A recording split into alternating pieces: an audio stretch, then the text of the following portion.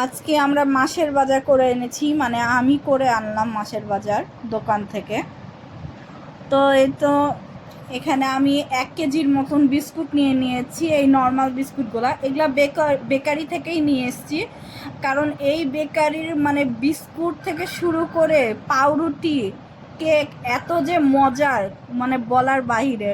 এই বিস্কুটগুলো আমার খুবই ভালো লাগে, আর মুখে দিলে এত সফট, গলে যায় একবারে।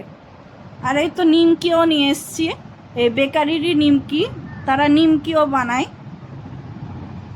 এই যে পাউরুটিও নিয়ে নিয়েছি, এখানে দুইটা পাউরুটি নিয়েছি এবং 2টা কেক নিয়েছি আর টোস্ট বিস্কুট। তো সবাই ভালো থাকবেন, আল্লাহ হাফেজ। আমি এখন লাইভ বেকারির এই কেকটা খাবো। বিসমিল্লাহ।